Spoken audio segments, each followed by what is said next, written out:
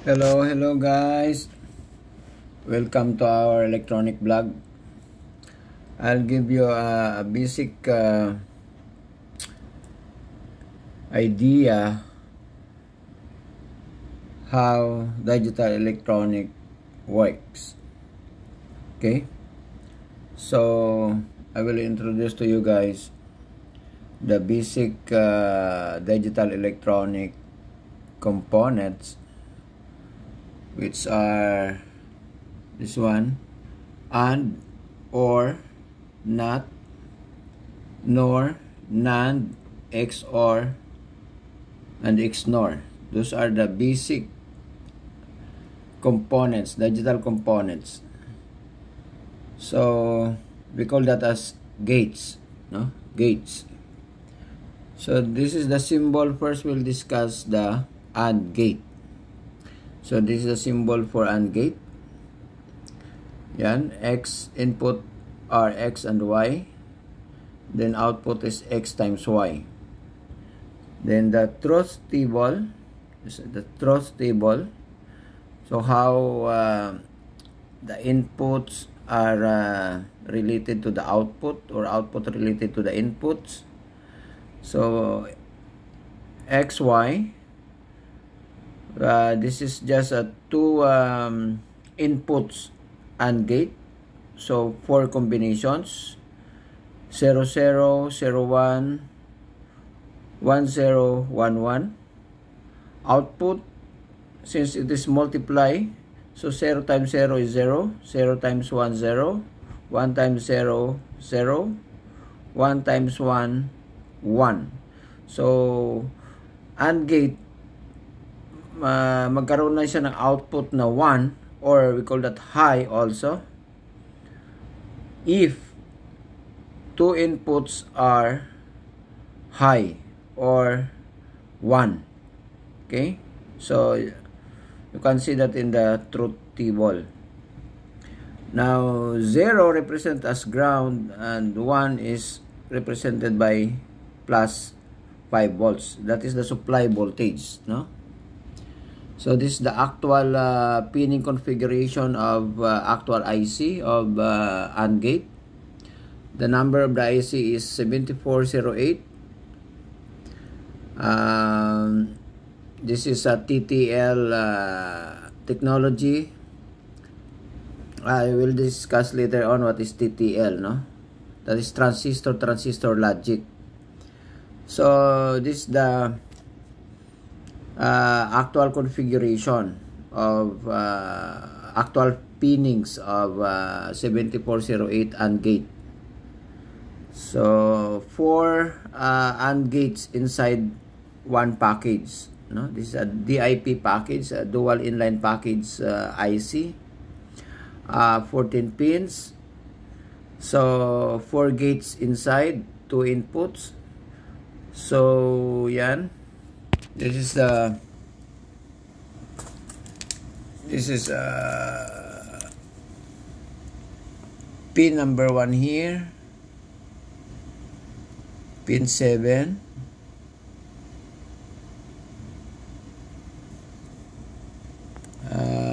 here is 8 and 14. Okay, so ito yung actual, guys. Ito yung actual na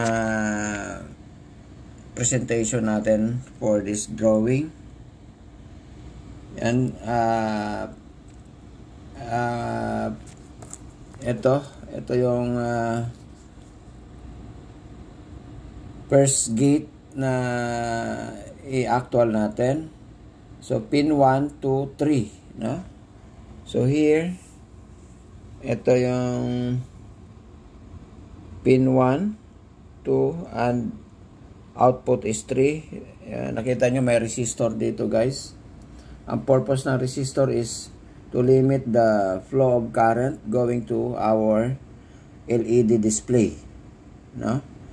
Because the input is or the output rather of this gate is approximately more or less 5 volts. Kasi ang equivalent ng 1 dito is 5 volts, and that is equivalent to our power supply. Yan, 5 volts yan. That's the power supply going to this circuit. So, ito yung actual again. So, pin 1, 2, those are the inputs. So, tinusok ko lang dito guys para hindi siya magulo. Dali, bunutin lang natin mamaya, no? To prove this truth table here. That 0, 0 is equal to 0, 0, 1 is 0, 1, 0 is 0, and 1, 1 is 1. That represented by our LED display. Pag nag-ilaw yan guys, ibig sabihin 1. Pag hindi siya nag-ilaw, ibig sabihin 0. Okay? So, isa lang yung magiging, and also by the way,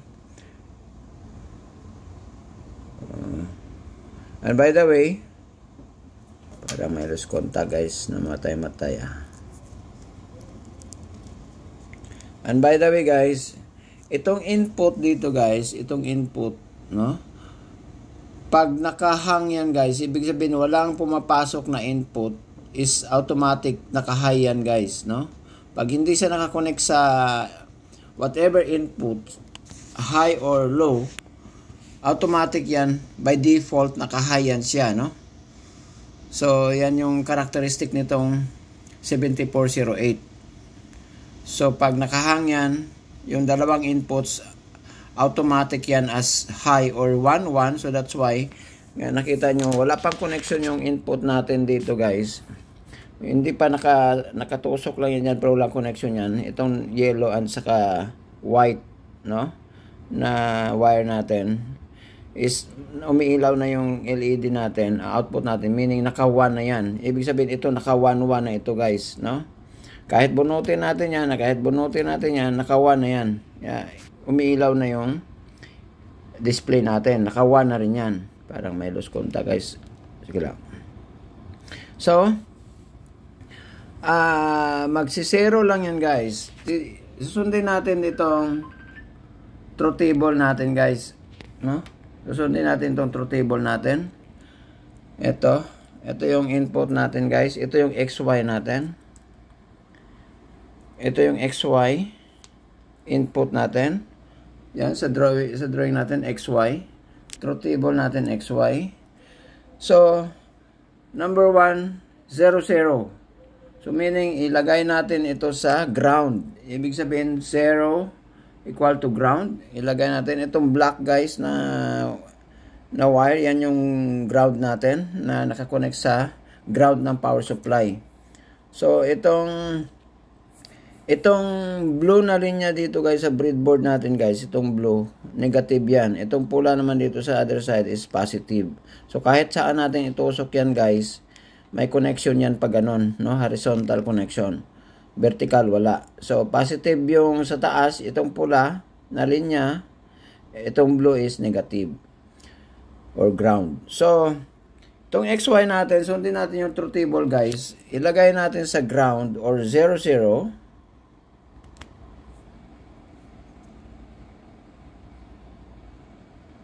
0, 0, 0, 0, naka-ground. Nakita nyo guys, namatay yung LED natin, yung display 0. Ibig sabihin wala siyang output, 0. Then, ang sunod naman is, yung X natin is white, ang Y natin is yellow guys. Para masundan natin dito sa truth table. Bunutin ko ngayon yung Y, yung yellow. Bunutin ko yung yellow sa number 2. Ito. Ito guys, ito. Yan. Sa number 2 na tayo. Bunutin ko yung yellow. 1. Tingnan yung output. Wala pa rin guys. Wala pa rin. No? Ibig sabihin, 0 times 1 is 0 pa rin. 0 pa rin. Output 0. Okay? So, balik ko dito sa ground guys. I-0, 0 natin. Balik ta rin naman natin. Ibunutin naman natin yung X. Itong white wire para maging, or para sigurado ikabit natin sa positive, guys. Andyan yung positive sa tabi. Ito pula, sabi ko positive yan. Itusok natin dyan. Wala pa rin, guys, kasi negative and positive combination sa input is negative or 0. 0, guys. So, yan, no? 1 times 0, of course, in mathematics, of course, even not in digital mathematics, 1 times 0 is 0. So, finally, sa number 4, guys, 1, 1, or 1 times 1, or x is 1, y is 1, of course, our output is 1. That's the time that we can have an output of 1 sa AND gate. All ones is 1. Okay? So, bunutin natin, guys. Bunutin natin. Yan. So, naka 1-1 na siya, guys. 1-1. Kahit itusok natin yan sa positive, guys, sa pula.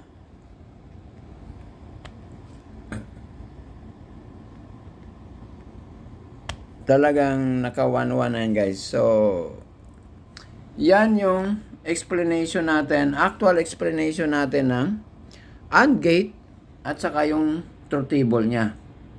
Okay? Symbol is yan. Actual IC is yan. Actual pinning configuration ng IC. Number is 7408. Yan. Okay, guys. So, that's all for now. Then, next video natin is, anong sunod natin is, and, tapos tayo, then or, then followed by not, so on and so forth. Then later on, we'll have a combination of these gates.